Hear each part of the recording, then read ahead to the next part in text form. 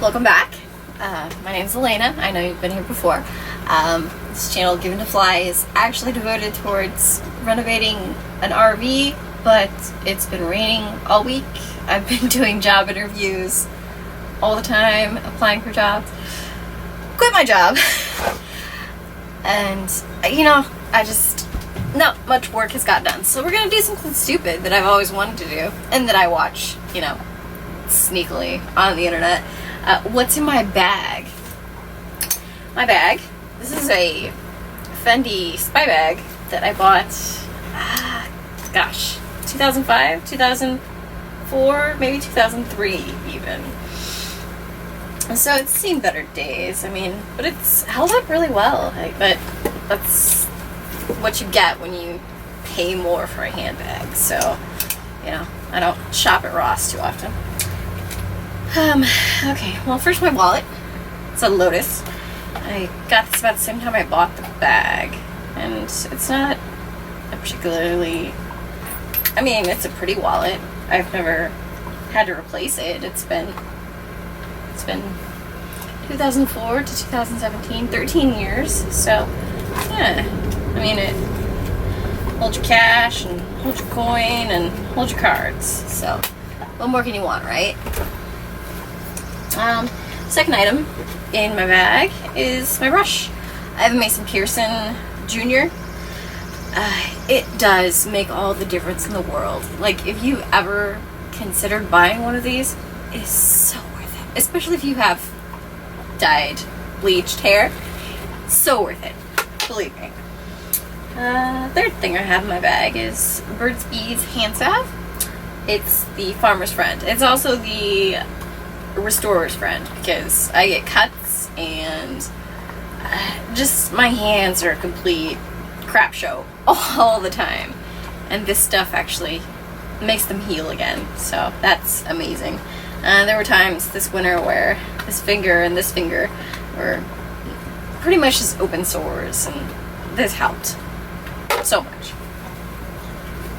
The fourth item in my bag is this little rumble roller. It's the softer version, and I use it for my hands a lot. I use it for my feet a lot, and occasionally for my ankles and calves. It's just a really great thing to have, and it's nice if you're bored to have a stress ball there, especially if you have pain anywhere. The fifth item in my bag is my hair stick. I bought it on Etsy some time ago, but very handy, nice to have. The sixth item in my bag are my Ray-Bans. I've had the singing variation of these glasses off and on since 2001. The first pair I bought were vintage, and they had the coil wire wrapped behind the ear, and I've decided that the modern version is much better than the vintage version because it doesn't hurt as much. But this is the original case, the 1960s case. And they're a better fit than the current ones, because the current ones are a soft case, and I've had two pairs get smooshed in that soft case. Definitely invest in a hard case for your Ray-Bans. The seventh item in my bag is my makeup bag. I usually don't carry a whole ton of makeup, just because I don't have a need for a whole ton of makeup, but I've been doing job interviews and stuff this week, so last 2 weeks. My first item in the makeup bag is the Kevyn Aucoin. It's a book. It's the highlight and contour book. It's messy. I love it, but I don't love it because you get the cream next to the powder, and it gets messy, and it takes on brush hairs so badly, but the colors are amazing, and it's definitely worth the investment. I think it's like $80 some, but totally worth it. Next item is the Honey Bronze Highlighter from The Body Shop. It's just for right here and here.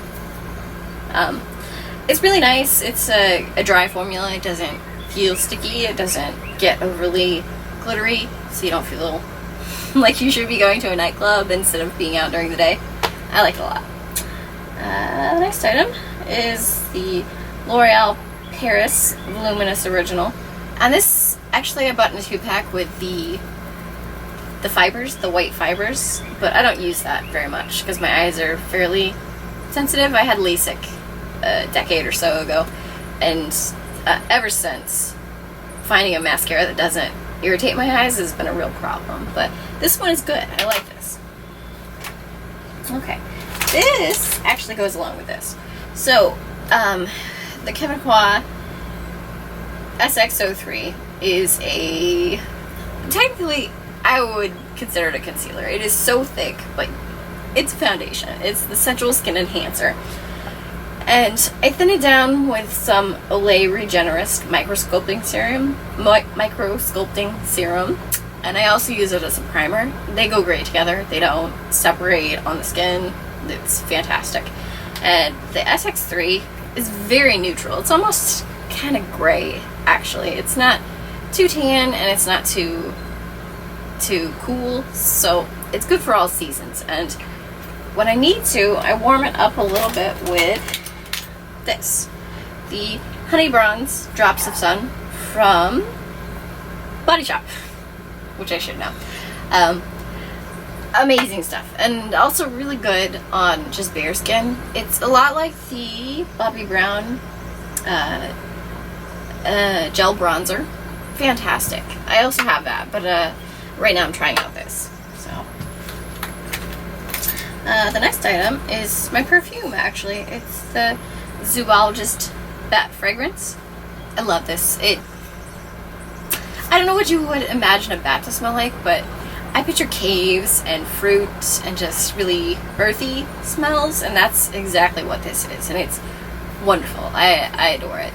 The Zoologist line has like 6 or 7 different fragrances of different types of animals, and this is by far my favorite. It's not a really feminine smell, and it's not a really masculine smell. It's very much in between. Like, I've tried the hummingbird, and I've tried the rhino, and the civet, and the panda, and I mean, they're all beautiful smells, but some of them definitely lend themselves to certain body chemistry, either male or female, and you'll find it. I mean, you can order samples of them online and find your smell.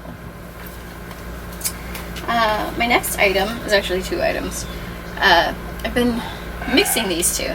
The Jeffree Star Mannequin and the Tarteist Lip Paint in There's No Color. It was just a freebie for Sephora. You get it at your birthday. You go in and get a free sample of whatever they have. And it's very close to the same color. The Jeffree Star is more blue, cool, and the Tarteist is more warm and, I would say, kind of like an oyster kind of finish, if that makes sense. More shiny, more shimmery. They're both good. I mix them or layer them. I haven't decided which one I like more. The next 2 items after that are the Soap and Glory Brow Archery Tint and Precision Shaping Pencil. This thing is amazing. It's called Love is Blonde. I don't have quite blonde eyebrows, but I have fair eyebrows, and this fills in very nicely in the sparse spots. This clay end is not good. It breaks off all the time. But this marker end is amazing, and I wish they would just make this product, because I replaced it twice now, and it runs out fairly quickly, but it's very nice and subtle. It's just like drawing on your skin. It's very good. The next is the NYX Tame and Frame in Blonde, and it's a tinted brow pomade, so it gives you more texture, whereas the other one gives you more I would say more of just like a color undertone towards the ends and just filling in sparse spots, and this one really puffs up your eyebrows. And I use it with the Anastasia Beverly Hills number 14, and I bought this to originally go with the Anastasia Beverly Hills product, but I didn't like that one much. It was not a good color match. This This blonde is a much better color match, and it's just a very light taupe. The Anastasia of Beverly Hills was kind of like a gray taupe, and it was just too dark. Although this is plenty dark. Okay. My next item is Sephora eyelash curler. I used to have this shoe eyelash curler, and over the years I realized it was just not curling very well. I had it for quite a while, like 6 or 7 years, and then I replaced it with this one. This one's perfectly fine. It's cute and shiny. It was on clearance, so it's not my favorite, but it's very nice. Like, it's got grippy handles, and it came with 3 or 4 replacement pads, so good investment for $5.99. My next two are from Body Shop, and this is just a light highlighter, kind of bronzer. I use it for just a little warmth when I'm not using this. I have to use a brush to put it on, and usually I don't carry any brushes besides the Anastasia of Beverly Hills. This one is, I believe, number 1 in the bronzer. Very light. I don't get too dark. I don't get outside too much. And this is it's not a lip balm. It's more like a lip highlighter, as weird as that sounds. It's just shiny and shimmery, and you pat it on, the Cupid's bow and in the middle of your lips to make, the appearance of a little bit larger lips. And you can use it by itself. It is fairly moisturizing. It's nice, but it's not very big at all. It's just like a half ounce. It's tiny. My last 3 items are just kind of stuff that I refill or reuse or have had for a really long time. The Urban Decay All Nighter is a makeup setting spray. If you've looked at any kind of setting spray, this is probably one that's apt to pop up. I just refilled the tiny bottle with the big bottle that I bought. And these two, I have the Twizzler. It's for like trimming your eyebrows and keeping them in shape. I always carry it. It's nice to have. It will cut off little cuticle snags, and it's stayed very sharp despite having it for several years, and it's even gotten a little bit of rust on it. Everything gets rusty in this RV, so I've come to accept it. The last item that I have in my makeup bag is the Tweezerman V-Cut Cuticle Nipper, and this is very rusty. Like, I've had this for 3 or 4 years now, but it has been in this RV primarily and not in my makeup bag, which is why it's so rusty. But this thing is seriously well made, and you can even send it back to the Tweezerman company for sharpening. I've only done that once 2 years ago, and it's kept its edge quite nicely. It's just for cleaning up, little snags, little sores, and obviously my hands see a lot more wear and tear than the typical one, I would imagine. I don't work in an office. I work in, this RV, and touch a lot of chemicals and get a lot of cuts and bruises and bumps, and that's all I have in my makeup bag, which is a Charlotte Tilbury makeup bag I've had for a while. Actually, there's only a couple more items in my purse. I have a pair of iPhone headphones, which not great, but they work.